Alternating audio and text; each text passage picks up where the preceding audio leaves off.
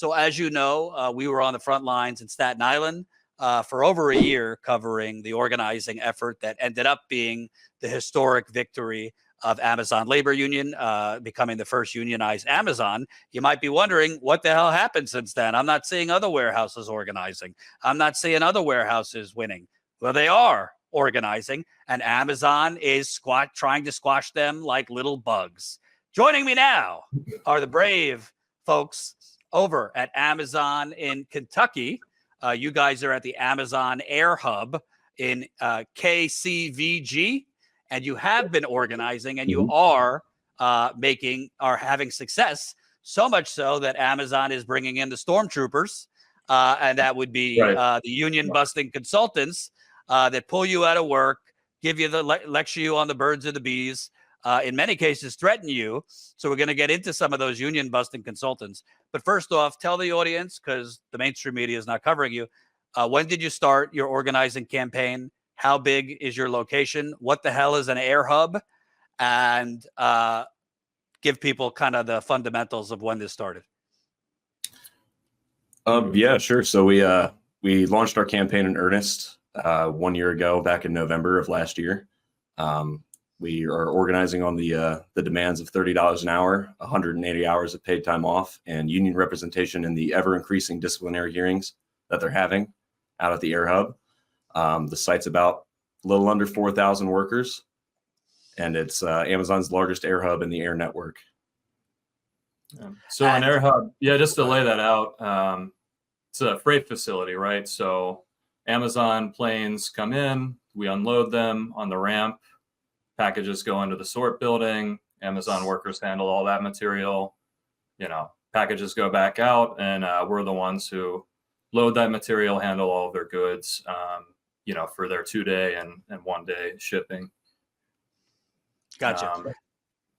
As far as go ahead. As far as how many employees we got, estimated around anywhere from 4,000 to 4,500 employees. The union drive's been going pretty well so far. Collected over 1,000 cards, and seems like the movement's going strong. And can you tell people, because I just covered Amazon fired one of the early union organizers in Staten Island, Connor Spence, because they came up with a bullshit, I think, illegal policy that you can't organize union activity when you're off the clock, which obviously is a problem because you're working. You can't really organize when you're, working. Have you seen that where Amazon has tried to stick you guys with you can't be here on your off hours, or try to make it difficult for you to organize when you're off the clock? Yeah, so Amazon, officially they'll claim that they support their workers' right to join or not join a union. But what we've seen since November 7th is a massive escalation in union busting at KCVG. 11 workers, including ourselves, were given final written notices for setting up union tables at shift change outside the building. The building's kind of split between the ramp workers on one side and the sort workers on the other. So we'd set up tables, 5-6 times a week on either side of the building, collect union cards, talk to our coworkers about our demands, get people signed up and engaged on the campaign. We've been doing this since our launch rally on March 18th and have had, pretty minimal interference from management because they know that we're strong. They know that we have rights and we assert them. But going back to November 7th, we had a large display out with the blown up check, covering the $10 billion in profits that we've made this company in the last quarter this year. And they didn't like that. They had their new VP of Amazon Air Global on site that week to do a site visit. And all of a sudden, every 20 minutes, every 30 minutes, they would send out security. They would send out Amazon operations managers to harass us, to intimidate us, and try to break our spirit in this fight. Lots on the line for both our coworkers and the company. Every dollar out of their pocket and in our pocket is something that they don't want to accept. Their retaliation's really escalated, and they're flying in union busters, some of the best in the anti-union industry, to try to stop this campaign, to try to intimidate workers, and try to scare them and prevent them from asserting their rights. Let's let's go through this Hall of Fame of union busters here. You guys sent me a Yeah, document yeah. because literally they're sending. I mean, the amount of money they're spending on these union busters, they could just give you the raise. Maybe a holiday bonus, maybe a meal, and call it a day. I mean, it's insane. I think in Alabama during the Bessemer campaign, they spent tens of millions of dollars. In Staten Island, it might have been hundreds. I don't know. But talk to us. Here you have Todd Nyerman, and he current job title, employee relations principal. So it sounds kind of official.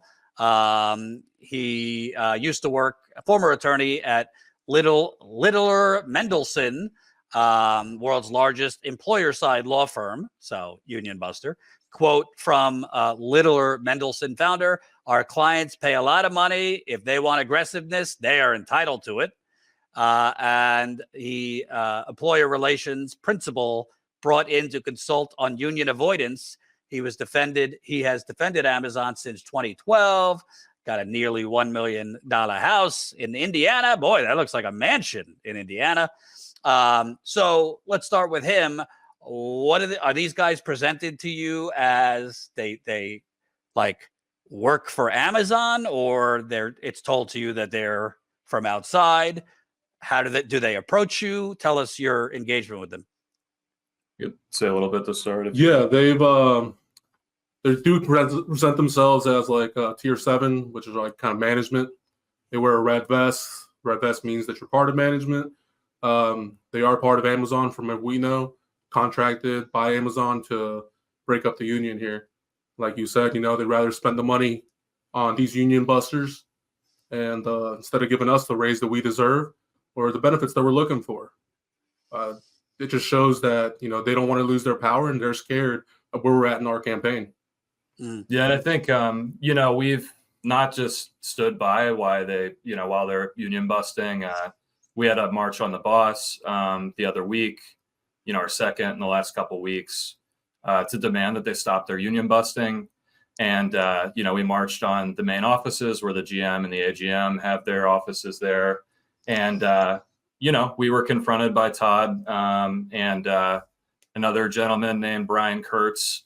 They were actually having a backdoor meeting with their union busters. And I think, the company knows that doesn't look great. Like at JFK 8, in Bessemer a couple of years ago, they were contracting these people out, right? So there were people walking around getting paid $3,000 a day to fight, on the company's side against the union.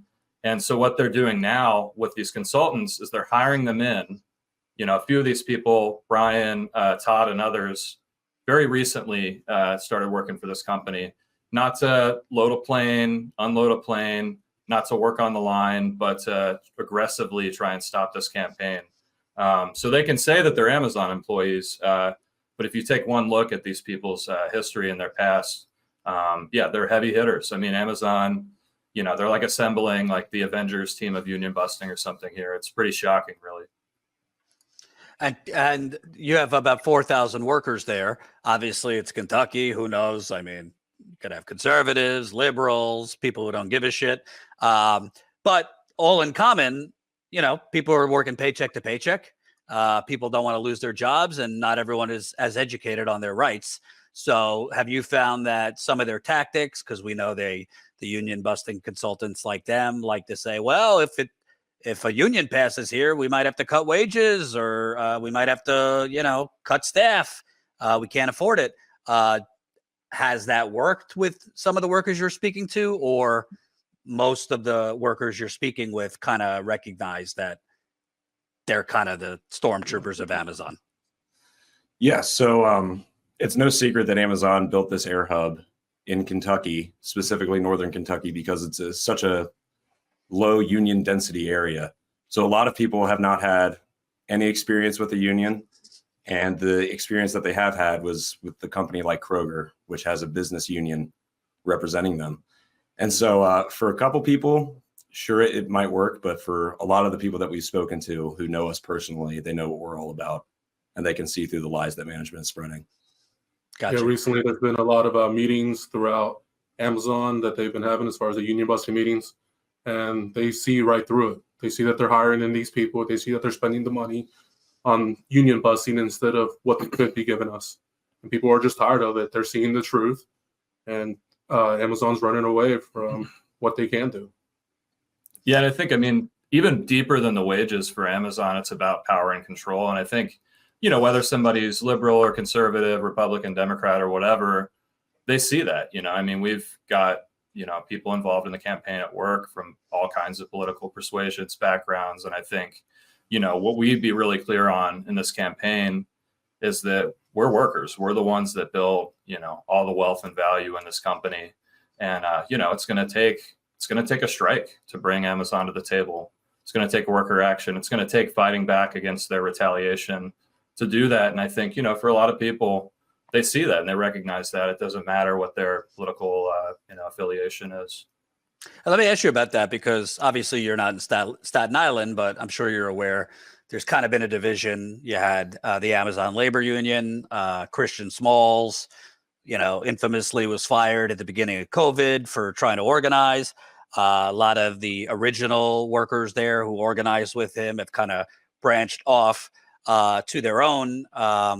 They call it the ALU Reform Caucus because they had some disagreements on strategy. They believe we need to organize for a massive strike here in Staten Island. From what I'm told, Christian doesn't think that's the smart strategy.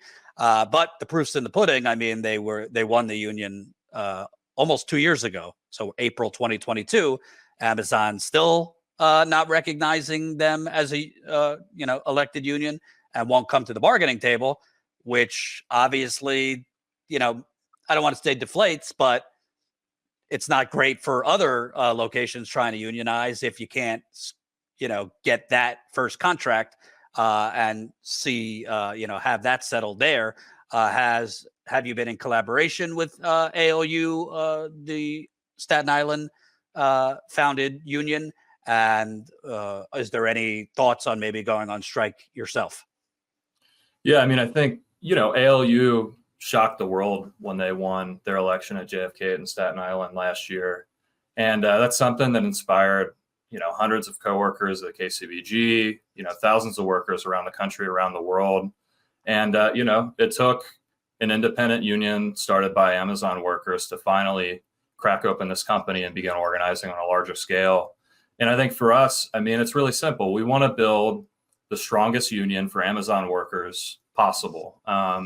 And that means coordinating. That means coordinated action. That means fighting for the same things.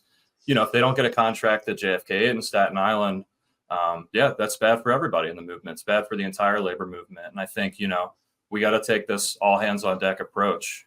You know, with the UAW strike, all this momentum now, organizing at Tesla, you know, Honda, Nissan, and others, we've got to carry that forward. You know, just today, DHL workers across the street from KCVG, our workplace, went on strike because DHL, you know, is lowballing them in their contract fight, and they're not going to accept it. And I mean, just working on the ramp KCVG, you can see, you know, the ramp at DHL right across the street. And, you know, got a lot of coworkers that used to work there, you know, have moved to our side of the street and that kind of stuff. And it just means a lot because that's what it's going to take on this company and fight them. You know, I think with the ALU Reform Caucus, some of the strongest organizers and fighters that won the election in Staten Island are a member of that caucus. And yeah, we've been open and discussing with them. You know, Connor Spence, Bree Masilla, and a few others have been out to go out to our workplace, you know, and help us organize and share the lessons of their victory last year. And can you kind of talk about, because I saw when I was covering this Amazon organizing in Staten Island, obviously way different. It's New York City, but I mean, there was homeless workers sleeping in their cars in the parking lot. There was workers working 2-3 jobs. Kentucky has its wealthy pockets, but it's got a whole lot of impoverished pockets too. Tell me the stories between, you know, your own coworkers. I am assuming, you know, you guys are not Vanderbilts rolling in exactly, it, and badly need the benefits of a union. Yeah, I'm I'll speak from my experience. I started working for another warehouse CVG2, which is also one of Amazon's return centers. I'm a DACA immigrant, so every 2 years I have to renew my permit. My permit was being renewed. I kept getting emails from HR saying that I had to submit documents of my renewed paperwork. I got an extension on my visa to keep working until my new visa came in, submitted all the paperwork. Amazon told me I was good to go. I was still getting emails, talking to HR. They said, just ignore the emails, you'll be okay. I go in one day to clock in, and I had been suspended and later terminated from Amazon. Things like this is why we need a union to protect the immigrant community that we have here at KCVG. I don't want anybody like that is an immigrant to have to go through what I went through, having to lose my job during the holiday seasons while I was waiting for my work permit to come in. It's terrible. Yeah, I mean, it's Amazon workers anywhere in the world. We're facing the same conditions, the same, brutal peak season. And yeah, we all have a lot more in common, certainly, than the billionaire executives and CEOs of this company. And, poverty in rural areas, looks different, right, than, poverty in a big city like New York, right? But a lot of the same stuff, right? I mean, the first year I worked at KCVG, I took the bus out to work every day, and transit's not so great in this area. It's Cincinnati, Northern Kentucky area. Take you 2 hours to get to work, 2 hours to get back home, which looking at a 14-hour day with that. And, I had a coworker of mine who doesn't work there anymore. She offered to give me a lift one day because the bus, didn't come for whatever reason. And, got in her car and realized pretty quickly that she was living in there. She had all her stuff for her showers and extra clothes in there and stuff. And, you wouldn't know, talking to people at work sometimes what their situation is. And I think, with the holidays right now, I mean, yeah, we're working brutal overtime schedule, especially in the sort building. Workers coming in 6 days a week, having to come in an hour early or half hour early, stay a half hour late. And it really grinds people down because we're not getting paid what we should be. And people anxious about, shopping for the holidays, providing what's the starting wage there? It's up to 21 now. 21 now. Which, for this area, 21, what they would say is an entry-level job, a non-skilled job. It's not so bad, but that's Amazon's business model, right? Like in Bessemer, they paid just a little more, than the union shops in the area so they could get people in the door. But you find out pretty quickly there's no job security. It's not enough to pay the bills with inflation out of control, with the price of basic goods like, milk, eggs, bread going up. And, we're in this moment now where workers are fighting back. UAW, the fight at UPS with the Teamsters. And we're at this moment now where workers are ready to put it on the line and fight for what they need. And that's why we're seeing a strike across the street at DHL. That's why, over 1,000 of our coworkers and counting have signed union cards to start a union here. And that's the kind of momentum that we need to fight back and to get what we really deserve from these corporations. Right. And I want to ask you, because with Amazon, it's a unique battle because it kind of taps into the overall American people's obliviousness or just lack of care. And what I mean by that is, people want their yoga mat in 2 hours and maybe don't really need to know how it's coming to them. People want their Thursday night football, which is now Amazon. Amazon spends a shit ton of money on these wonderful commercials showing immigrant who they paid for school, and the commercial ends with him looking out at the ocean. Amazon has a very, very well-oiled PR machine that makes people feel the company is warm and cozy, and therefore out of sight, out of mind, in terms of how it's happening. There are a lot of celebrities, do stuff with Amazon. I think that's part of the battle when you're unionizing, is kind of breaking that cognitive dissonance, because right now you're seeing all these protests in support of Palestinians. I think we need to start raising that consciousness. So maybe we see some non-Amazon workers protesting maybe at Amazon football, Amazon issued football games, or, I'm just spitballing here, but can you kind of talk about your dealings? Do you think most people that you deal with in your family, your friends in Kentucky know kind of what working at Amazon is, like how they're treating you like robots? So Yeah. I mean, product? Amazon's one of the largest employers in this region, I think in the top 4 or 5. And, so somebody has a cousin or a friend or a spouse, partner, or whatever that worked there or has worked there in the past. And we get this all the time, like family, friends, whatever, just people we meet out campaigning. Like, how can I support? Should I cancel my Prime subscription or something like that? And I mean, for us, it's like, we work for one of the most profitable corporations in the world, and we want to be paid a decent living. And I always tell them, like, I mean, will you donate 30 to Fight for 30 an hour at KCVG? And what we found, I mean, tabling around the city and with organizations like Workers Strike Back, doing tables, coordinated weeks of action around the country. Yeah, working people are willing to, donate 30 for 30, even more. We've gotten $100 donations, $50 donations to the campaign. And, we've raised over $50,000 that way. There's a lot of support out there. But I think, we just have to really convince people that the way to support workers at Amazon is to support this union drive and organizing around the country and around the world. And I just put the link in our super chat. So if people want to donate any amount, it definitely will help. Colin, if you could put that in the description as well. I'd like to also ask about the National Labor Relations Board, which, people's eyes might gloss over, but that is the mechanism to win. It's different. Some states are better than others because they have offices all over the country. It was pretty decent in New York. As far as the Staten Island fight, they ruled in favor of the Staten Island workers quite often in terms of Amazon, illegally firing people, illegally union busting, etc.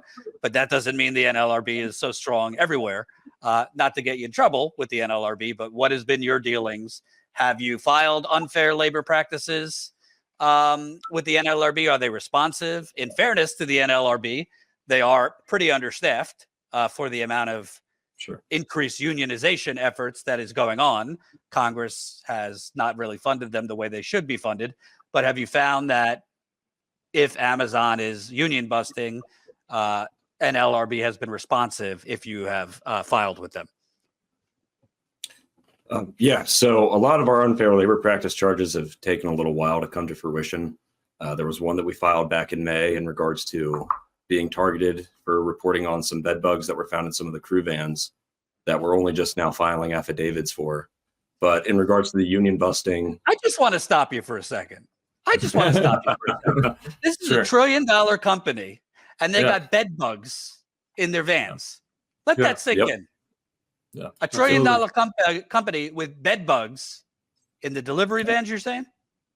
in the so out on the ramp is so large that we have to pile into essentially what would you call those, like crew vans? Yeah, crew vans. The same type of vans that you would rent to go cross country with your family, so that we can drive out to the ramp into all the gates.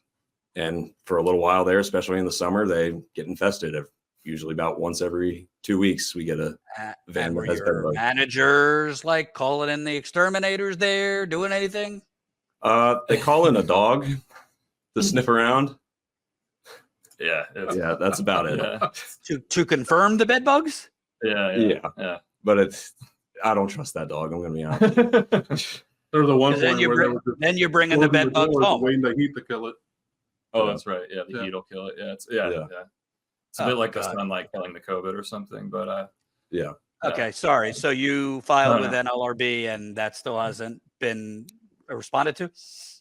So they've started responding to some of our earlier ULPs, but as soon as we started reporting on the egregious union busting that we've been seeing as of late, they've been really stepping their game up a little bit. Gotcha. And I think you kind of open talking about there hasn't been a lot of mainstream coverage of this campaign, and I think that's starting to shift a little bit. We have a lot of momentum. The company's stepping up their union busting. A few months ago, we were pretty much organizing without much interference from the company. And now there's a big spotlight on this organizing, and the board's been pretty aggressive recently in moving these charges forward, and putting it back to the company to respond. So, we're hoping that platforms like this, being on Status Coup and other outlets, more mainstream coverage too, that we can just keep pushing this thing forward and expose their illegal union busting. And tell people kind of where things stand as far as, the National Labor Relations Board says you need to kind of collect enough cards where it's 30% of your workforce express interest, and then it will go to a vote. Amazon has so much turnover that a lot of times you get people to sign and then they're out the door. They're fired a few weeks later between seasonal workers and part-time workers and all the, different categories. But it sounds like from our conversations before that you have gotten a lot of interest. It's 4,000 workers and already over 1,000 have signed. Well over 1,000, yes. Over 1,000, yeah. So tell me about that. When do you think you'll have enough to go, and what other things are you doing? Because it's not just getting the cards, it's also like organizing, committees, et cetera. Yeah. Recently, we've been organizing a lot of committees within KCVG, whether it's you work plain side or you're working in the sort building. If you're working on the AR floor, we're trying to get people connected to talk to their coworkers about the union and try and get them to stick together for what it's going to take for us to be able to file for an election. We have a lot of coworkers who have signed, and we see in the near future filing to get an election here at KCVG. And we know that Amazon's going to ramp up their union busting like we've seen lately. They're going to keep spending millions of dollars to bust up our union, to silence our voice, because they're scared to lose their power. And Griffin, I'm curious, obviously, you got to crawl before you can walk, but it seems to me the Staten Island workers, it was an uphill climb just to get an election, much less win, but maybe not as much of a plan for the day after. I always said, winning an election is half the battle. Then you got to get these criminals to the bargaining table. I'm saying they're criminals. You don't have to.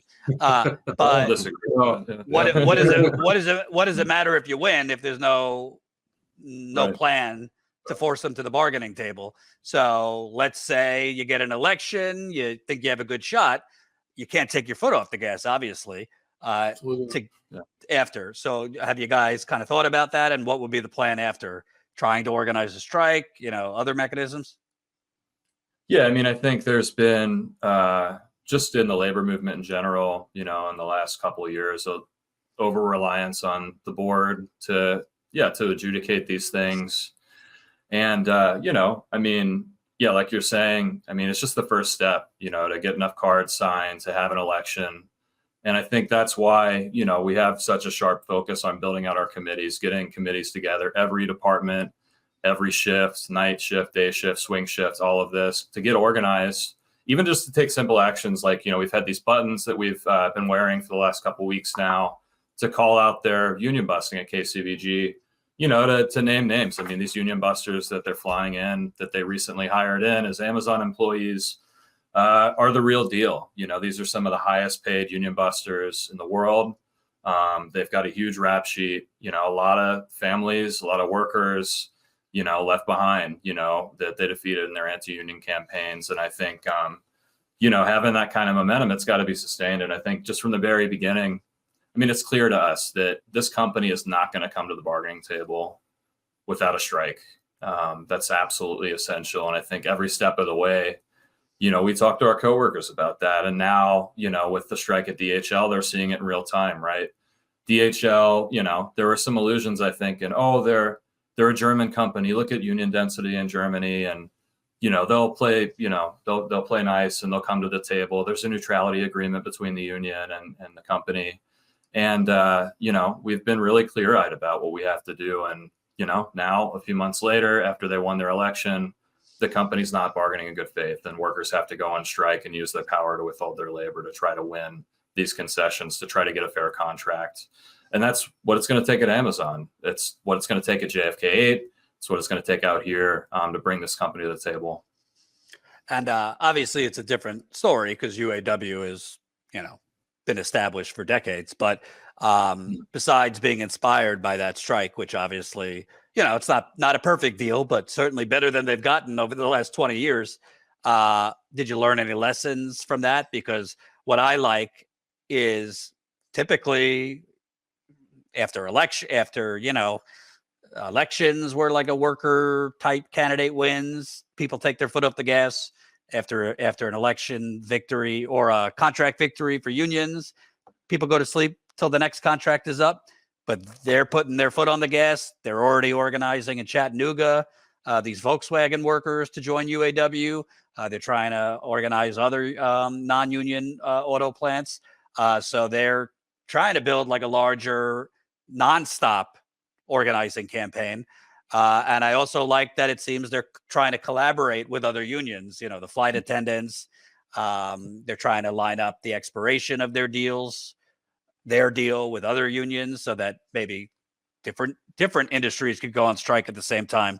But, what was your feelings about the UAW strike and maybe lessons learned from that? Yeah, I mean, it's a big deal, right? I mean, working people have been losing for a long time. The union movement's been crushed in this country for half a century or more. And I think, it's a massive inspiration to give workers the confidence that they can actually have a say in their lives and actually fight for more. And, at KCVG, there are people with families that were out on strike with the UAW. I had one coworker who, worked part-time at one of the parts distribution centers with UAW and worked at KCVG. So they go on strike. He's working here and talking union with people at work. And then he's going to the picket lines, at the rest of his time when they were out. And, this is manufacturing. This is logistics. All this stuff's tied together. And I think, there's a real cumulative effect, I think, and it just really inspires workers and builds their confidence to see these victories. And I think one more thing about the UAW contract is, they could have stayed out longer. They could have fought harder and gotten more, I think, and they could have struck at some of the larger plants. And toward the end, some of the larger plants did go out on strike. The Ford assembly plant and others with some of their their kind of keystone vehicles. And a lot of those margins, if you look at the locals, 53% approved. They're really tight margins, and I think that shows that workers are expecting more, and I think the next contract fight could be even bigger. And it's massively encouraging that they're starting this really ambitious union drive, at Tesla and other companies. It's exactly what's needed to organize the unorganized and the labor movement. And I think, we really see our campaign here as a part of that too, the organizing Amazon workers in these industries. It's funny you say that because I almost think I was talking to a UAW worker when the final votes were happening. And I said, I think the lofty goals of 40%, which I never thought was going to happen, but I was glad that they said we demand 40%, might have in a way bit them in the ass because then it raised the expectations of workers, rightfully so. So you saw a lot of workers voting no because, hey, we got revved up 40% and we're getting X. So, yeah, you make a good point that it was a lot tighter than was expected. I have two logistical questions. If I come out there, I love seeing the union rat or the scab rat at some of these protests. Could we get a big blow up rat with Mitch McConnell's head on it? Sounds like a safety issue. Is that a safety issue? Is that okay? Our union tables are a safety issue. So Scabby the rat. I don't know. They might call the police on us or something. All right. I know you're not trying to be. I know you're not trying to be political. Bring it out. We'll see what happens. Yeah. Yeah, I know. A rat and McConnell. It kind of looks similar, so that would be interesting. Absolutely, it kind of looks more like. Yeah. What do you want people? Because I see with my viewers, people want more union coverage. They want to know more about efforts going on. What do you want people to do in terms of what you guys are doing? Because as far as I'm concerned, yeah, UAW is big, but I can't think of a bigger effort than trying to unionize more Amazons. And I'm not going to lie, there's been a drop off after Staten Island's victory.